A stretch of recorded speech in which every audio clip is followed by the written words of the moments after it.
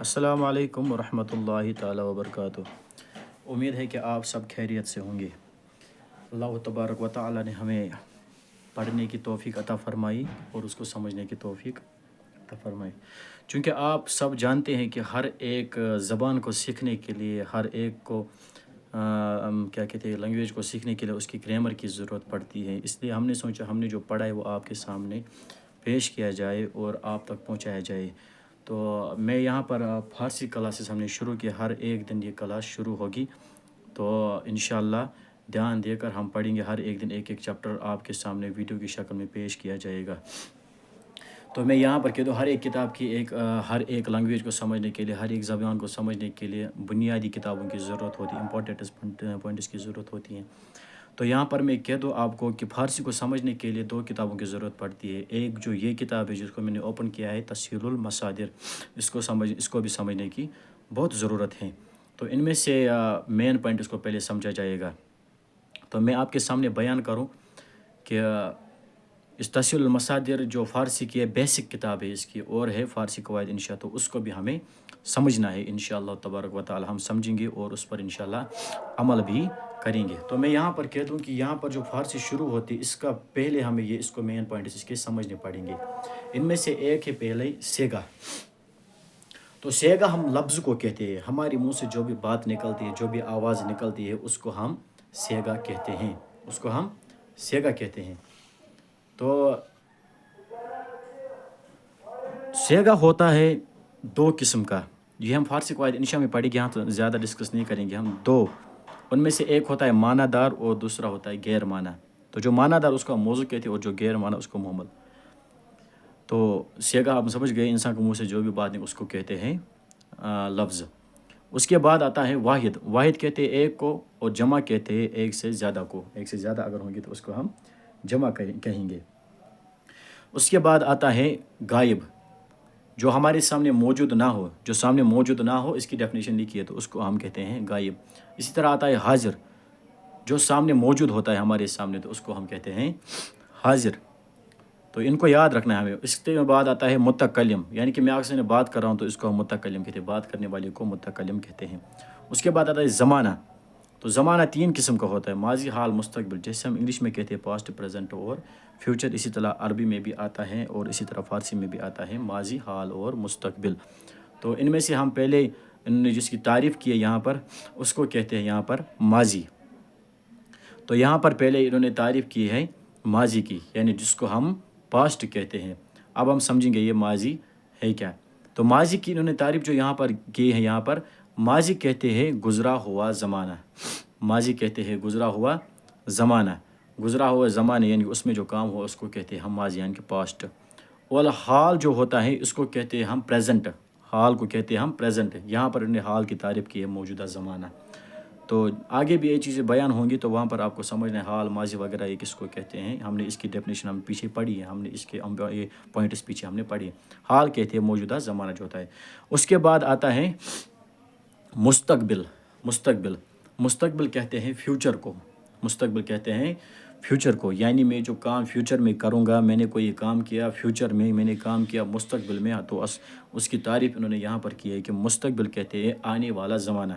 آنے والے زمانے میں جو بھی کام کیا جائے گا تو اس کو ہم مستقبل کہتے ہیں۔ یہ تینوں زمانے جو ہوتے ہیں یہ ماضی میں بھی یہ فارسی میں بھی اسی طرح ہوتے ہیں اور عربی میں بھی یہ اسی طرح ہوتے ہیں۔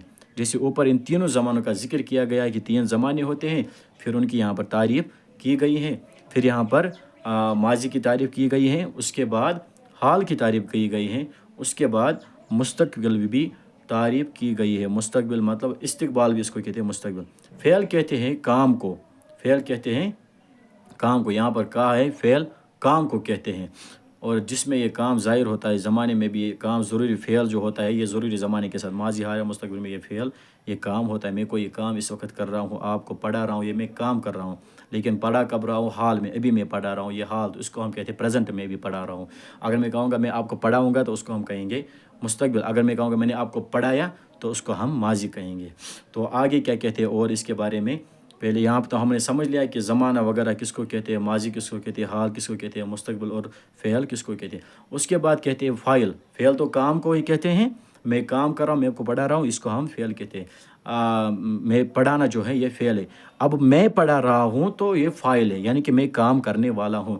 اب جس پر میں کام کر رہا ہوں اس کو کہتے ہیں مفعول۔ میں آپ کے سامنے کتاب پڑھا رہا ہوں تسہیل المصادر، تسہیل المصادر جو فارسی کی بیسک جو پہلی کتاب ہے فارسی کی، میں آپ کو یہ پڑھا رہا ہوں گرامر کی پہلی کتاب، تو میں کتاب پڑھا رہا ہوں، یہ کام میں کتاب پر کر رہا ہوں، تو اس کو ہم کہتے ہیں مفعول، یعنی کام کو کہتے ہیں فاعل فعل، اور کام کرنے والے کو کہتے ہیں فاعل، اور جو میں آپ کو پڑھا رہا ہوں تو اس کو ہم یہاں پر مفعول کہتے ہیں۔ میں آپ کو یہاں پر تسہیل المصادر پڑھا، یہ مفعول ہوتا ہے۔ تو اس کے بعد ہمیں ذکر کیا جاتا ہے، یہ تو آپ نے سمجھ لیا کہ زمانے کی بھی تعریف پڑھی، کتنے زمانے ہوتے ہیں 3، اور یہ 3 فعل، فاعل اور مفعول، یہ تینوں آپ کو سمجھنے بہت ضروری ہیں۔ اس کے بعد انہوں نے یہاں پر ذکر کیا ہے، جو فعل کے نیچے ذکر کیا گیا ہے لازم۔ تو لازم ہوتا ہے، لازم وہ ہیں جو فاعل پر پورا ہو جائے۔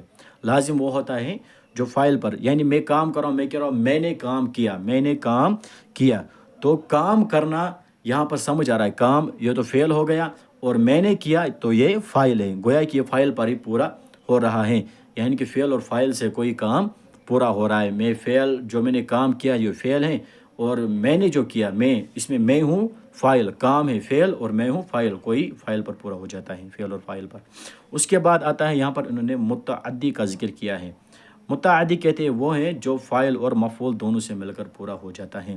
تو یہاں پر یعنی فاعل اور مفعول کی ضرورت پڑتی ہے۔ میں نے کام کیا، میں نے کام کیا تو یہ لازم ہو گیا، لازم میں نے کام کیا۔ اب جس پر کام کر رہا ہوں اس کو کہتے ہیں مفعول، یعنی تینوں سے مل کر، فعل، فاعل اور مفعول تینوں پر یہ پورا ہو جاتا ہے، تو یہ تینوں پر اس کو کہتے ہیں متعدی۔ جیسے اس کی تعریف دی انہوں نے یہاں پر، زید نے بکر کو دیا، تو زید نے بکر کو دیا، اس میں زید ہے فاعل اور دینا ہے فعل، اور بکر کو دینا ہے مفعول۔ اسی طرح لازم کی بھی اوپر انہوں نے دی تھی یہ مثال، جیسے زید گیا، تو زید گیا، زید ہے فاعل، اور اس کا جانا جو ہے یہ ہے اس کا فعل۔ تو یہ آپ نے سمجھ لیا کہ فعل کہتے ہیں کام کو، فاعل کہتے ہیں کام کرنے والے کو، اور مفعول کہتے ہیں جس پر کام کیا جاتا ہے۔ اور اس کے بعد آگے جو ذکر کیا جاتا ہے اس کے نیچے، متعدی کے نیچے، اس کو ہم معروف کہتے ہیں، اس کو ہم معروف کہتے ہیں۔ تو آپ نے یہ سمجھ لیا ہوگا پیچھے کا جو میں نے پڑھایا، اور انشاءاللہ آگے بھی سمجھنے کی کوشش کریں گے۔ معروف، معروف ہوتا ہے جس کا کرنے والا معلوم ہوتا ہے، جیسے زید نے پالا، میں نے پڑھایا، میں نے پڑھایا، میں نے تسہیل المصادر پڑھایا، میں نے تسہیل المصادر پڑھایا، یہ پڑھانے والا معلوم ہے، یعنی کہ میں ہوں، میں نے پڑھایا، تو یہاں پر میں معلوم ہوں۔ لیکن مجہول میں کیا ہوتا ہے، جو ان نے نیچے دوسرے یہاں پر دوسرا پوائنٹ بیان کیا ہے، مجہول، مجہول میں یہ کرنے والا معلوم نہیں ہوتا ہے۔ میں کہوں گا میں نے پڑھایا، تو یہاں پر میں معلوم ہوں کہ میں نے پڑھایا ہے، اس کو معروف کہتے ہیں، یعنی کہ فاعل، کام کرنے والا جو ہے وہ یہاں پر معلوم ہوتا ہے۔ لیکن مجہول جو ہوتا ہے، مجہول میں یہ کام کرنے والا معلوم نہیں ہوتا ہے۔ جیسے یہاں پر مجہول انہوں نے ذکر کیا ہے، وہ ہے جس کا کرنے والا معلوم نہ ہو، جیسے زید پالا گیا۔ اب زید پالا گیا، زید کس نے پالا یہ تو ہمیں معلوم نہیں ہے کہ زید کو کس نے پالا، تو اس کو مجہول کہتے ہیں، یعنی کہ پالنے والا معلوم نہیں ہوتا ہے، اس کو مجہول کہتے ہیں یہاں پر۔